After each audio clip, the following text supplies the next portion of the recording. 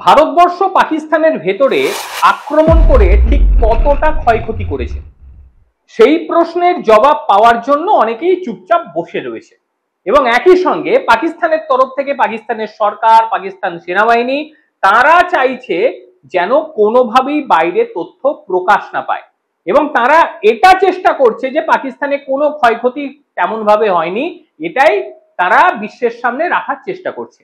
আর এটা রাখতে গিয়ে তারা যে একেবারে নাস্তানাবুদ হয়ে গিয়েছে সেটা আমরা জানতে পারছি বেশ কয়েকটি ভিডিওতে এবং একই সঙ্গে স্যাটেলাইট যে চিত্র সেই চিত্র দেখেও বিষয়টি একেবারে স্পষ্ট হয়ে গিয়েছে পাকিস্তানের ঠিক কতগুলি জায়গায় ফুটো হয়ে গিয়েছে। এইবার পাকিস্তানের কিছু নেতা মন্ত্রী তাদের যে বক্তব্য সেই বক্তব্যের মধ্যে ভুল ভ্রান্তিপূর্ণ বক্তব্যতে আরো প্রমাণিত হয় যে পাকিস্তান রীতিমতো চমকে রয়েছে। এবার পাকিস্তানের একজন অবসরপ্রাপ্ত এয়ার মার্শাল, তার নাম মাসুদ আক্তার, তিনি ক্যামেরার সামনে প্রকাশ্যে স্বীকার করেছে যে ভারত যে সামরিক অভিযান চালিয়েছিল অপারেশন সিন্দুর সেই হামলায় পাকিস্তানের মারাত্মক ক্ষতি হয়ে গিয়েছে। কি ক্ষতি হয়েছে? তার বক্তব্য অনুযায়ী এয়ারবার্ন ওয়ার্নিং অ্যান্ড কন্ট্রোল সিস্টেম, যাকে বলা হয় AWACS, এটা একটা বিমান, সেই বিমানটি একেবারে তছনছ করে দিয়েছে ভারতবর্ষ এবং খুব গুরুত্বপূর্ণ এবং দামি বিমান, এটাকে পুরো মাত্রায় শেষ করে দিয়েছে। পাকিস্তান প্রথম অবস্থায় এটাকে একেবারে স্বীকার করছিল না, কিন্তু এই প্রাক্তন এয়ার মার্শাল যেভাবে বলতে শুরু করেছে তা শুনে বোঝা যাচ্ছে ঠিক কতটা মারাত্মক ছিল সেই সময় ভারতের স্ট্রাইক। ভারতীয় বিমান বাহিনী তারা নাকি মোট 4টে ব্রহ্মোস মিসাইল বা ব্রহ্মোস ক্ষেপণাস্ত্র সেখানে নিক্ষেপ করেছিল। সেটা ভূমি থেকে ভূমিতে গিয়েছে না আকাশ থেকে ভূমিতে এসেছে সেটা নিশ্চিত করে বলতে পারেনি পাকিস্তানের এই এয়ার মার্শাল। তার কথায় কিভাবে এসছে পাকিস্তান নাকি বুঝতেই পারেনি। একেবারে প্রতিবেদন জবে থেকে করছি আমি বলে আসছিলাম না যে ভারত কোথা থেকে ঢুকবে আর কোথা থেকে বেরোবে এই বোঝার ক্ষমতা পাকিস্তানের নেই, পাকিস্তানের থাকবে না। এই প্রাক্তন এয়ার মার্শালের কথাই বিষয়টি একেবারে প্রমাণিত হয়ে গেল যে পাকিস্তান একেবারে দিশেহারা হয়ে গিয়েছিল, তারা বুঝে উঠতেই পারেনি যে ঠিক কোথা থেকে এসেছে আর কোথায় গিয়ে পড়বে, এটা তারা বুঝতেই পারেনি। তার কথা অনুযায়ী একেবারে টিভির সামনে তিনি সাক্ষাৎকার দিতে দিতে যেটা তিনি বলেছেন যে কিভাবে এসে ঢুকেছে সেনাবাহিনীরা কিচ্ছু বুঝতে পারেনি এবং সেখানকার পাইলটেরা প্রথমে ভেবেছিল আমরা সুরক্ষার মধ্যে এটাকে নিয়ে যাব, আমরা সুরক্ষা করে ফেলবো, কিন্তু প্রথমে একটা, তারপর আরো একটা, তারপর আরো একটা, পরপর 4টে মিসাইল হামলা হয়েছে পরপর, যেগুলো তারা ওই ফ্র্যাকশন অফ সেকেন্ডস এর মধ্যে এগুলো হয়ে যায়। 4টে ব্রহ্মোস এসে যদি পড়ে কি হতে পারে একবার ভেবে দেখুন। এই যে ভোলারি বিমান ঘাঁটি সেখানকার হ্যাঙ্গার ক্ষতিগ্রস্ত হয়েছে, সেই ক্ষতিগ্রস্ত হ্যাঙ্গারের ছবি ইতিমধ্যেই ভাইরাল, যেটা স্যাটেলাইট চিত্র, এবং সেখানে রাখা এয়ারবার্ন ওয়ার্নিং অ্যান্ড কন্ট্রোল সিস্টেমের যে বিমান সেই বিমান পুরো মাত্রায় ক্ষতিগ্রস্ত হয়ে গিয়েছে। প্রথমে শুনে নিন সেই প্রাক্তন এয়ার মার্শাল ঠিক কি বলেছে। Next morning he came with surface to surface missiles. Yep. वो भी फिर आर्मी और एयरफोर्स ने, आर्मी ने अल-फतह हमारे मिसाइल मारे और एयरफोर्स ने, ये जो आप सुबह की बात कर रहे हैं जी जी, ये 10 की सुबह को हुआ, बिकॉज मेरी कुछ लोगों से बात भी हुई। उस बेस के ऊपर 4 surface to surface BrahMos missile आए, सरफेस टू सरफेस या एयर टू सरफेस ये मुझे नहीं पता। तो पायलट्स जो हैं वो पहले दौड़े कि वो अपने जहाजों को सिक्योर करें। अच्छा। और जैसे पहला आया वो जूम करके ऊपर से दूसरा आया, फिर तीसरा आया, फिर चौथा आया, जो कि अनफॉर्चुनेटली बुलारी में डायरेक्टली आके एक हैंगर पे लगा जहां पे एक हमारा एवैक्स खड़ा था जो डैमेज हुआ, जहां पे शहादतें भी हुई।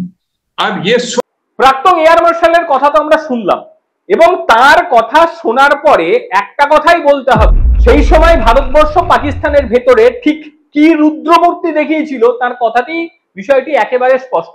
এটা পাকিস্তানের সরকার, পাকিস্তানি সেনাবাহিনী না বললেও বিষয়গুলো ধীরে ধীরে সামনে আসছে। এবং আরেকটি কথাও তিনি বলেছেন, দেখুন সবকিছু তো সামনে তুলে আনা যায় না, একদম পুরো যে ইন্টারভিউ ওটাও আমি দেখাতে পারবো না, কিছু অংশ আপনাদেরকে খালি দেখালাম, কারণ কপিরাইট ক্লেম, কপিরাইটের বিষয়গুলো থাকে তো সেই কারণে বুঝে নিতে হবে। তবে আর কি কি বলেছে সেটাও আপনাদের জানিয়ে রাখি। তিনি বলেছেন যে মাত্র কয়েক মিনিটের মধ্যে পাকিস্তানের 11টি বিমান ঘাঁটিতে নাকি ভারত হামলা চালিয়ে দিয়েছিল এবং সেখানে এমন ভাবে আঘাত করেছে যে পাকিস্তান সেনার কিচ্ছু করার ছিল না, পাকিস্তান এয়ারফোর্সের কিচ্ছু করার ছিল না।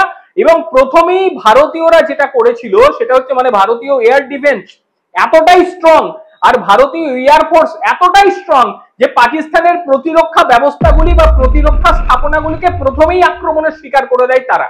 এবং যেভাবে আক্রমণ হয়েছে সেই প্রতিরক্ষা স্থাপনাগুলি যখন ভেঙে গিয়েছে তখন কিন্তু আর কিচ্ছু করতেই পারেনি পাকিস্তান এবং ভারত ভেতরে ঢুকে নিজের মতন করে নিজের যে সমস্ত জায়গায় বোম ফেলার দরকার ছিল সেগুলোকে তারা ফেলেছে। এটা পাকিস্তানের কথায়, কিন্তু ভারতের যেটা বক্তব্য যে ভারতের ঘরে ঢুকে ভারত রীতিমতো ঘরে ঢুকে শিক্ষা দিয়ে চলে এসেছে। 22 এপ্রিল পেহেলগাঁওয়ের যে সেই হামলা কি ঘটেছিল গোটা বিশ্ব দেখেছে এবং তার প্রতিশোধ নিতে 9 এবং 10 তারিখের যে রাত, সেই রাত আমরা প্রত্যেকে জানি যে কি রাত হয়েছিল। পাকিস্তানের চোখে ঘুম একেবারেই ছিল না, আমাদের তো চোখে ছিলই না।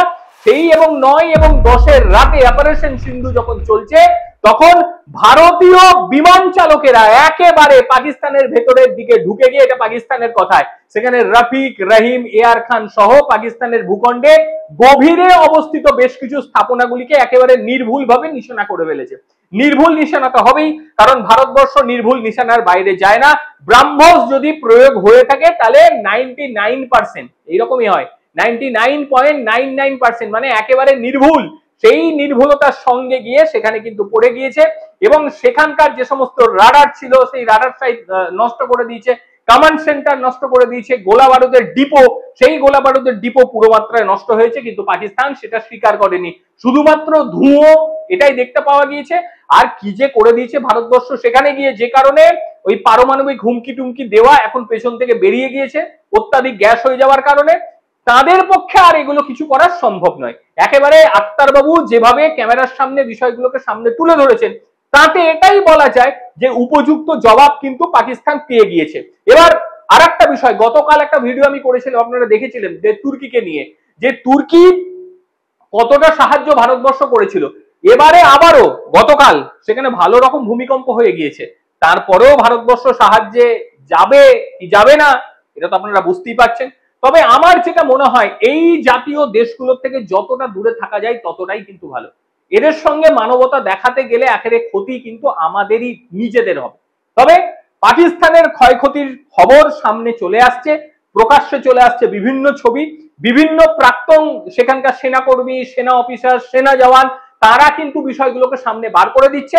কিন্তু আপ্রাণ পাকিস্তান চেষ্টা করে যাচ্ছে যাতে কোনোভাবে বাইরে বিষয়গুলোকে না আসে, কিন্তু চেষ্টা করলে হবে কি, যেভাবে সামনে প্রকাশ চলে আসে তাতে পাকিস্তানের একেবারে লজ্জায় মাথা হেট। গোটা বিশ্ব দেখছে ভারতবর্ষ কিভাবে গিয়ে পাকিস্তানের ভেতরে ফুটো ফুটো ফুটো ফুটো করে দিয়ে চলে এসেছে। তো সেই ফুটো নিয়ে তারা এখন থাকবে। আর সবচেয়ে বড় ফুটো যেখানে হয়েছে, যেখান থেকে হাওয়া বেরোচ্ছে, সেই হাওয়া যদি শরীরে ঢোকে বুঝতেই পাচ্ছেন কি হতে পারে। কাজেই পাকিস্তান তার নিজের সাজা পেয়ে গিয়েছে, প্রয়োজনে আরো পাবে। তার সঙ্গে তো এখন তীব্র গরম, জল নেই, চাষাবাদ হচ্ছে না, ভারতের হাতে পায়ে ধরছে, ভারতকে চিঠি লিখছে যে আমাদেরকে জল টল দিন। এবারে আপনারা বুঝতেই পারছেন কি হতে চলেছে পাকিস্তানের সঙ্গে। তবে পাকিস্তান নামক এই দেশটা ধীরে ধীরে শুকোবে, শুকোতে শুকোতে সংকুচিত হবে, আর সেটা আমরা চোখ দিয়ে দেখব এবং উপভোগ করব। আজকের প্রতিবেদন আপনাদের ঠিক কিরকম লাগলো অবশ্যই জানাবেন। আর অবশ্যই আপনারা আপনাদের যে মতামত, যে বক্তব্য, সেই বক্তব্য অবশ্যই লিখে জানাবেন, কারণ খুব গুরুত্বপূর্ণ হয় আপনাদের প্রত্যেকটি মতামত। প্রত্যেকে ভালো থাকবেন, সুস্থ থাকবেন। আবারও দেখা হবে অন্য কোনো দিন অন্য কোনো ভিডিওতে। ততক্ষণের জন্য নমস্কার, ভালো থাকবেন।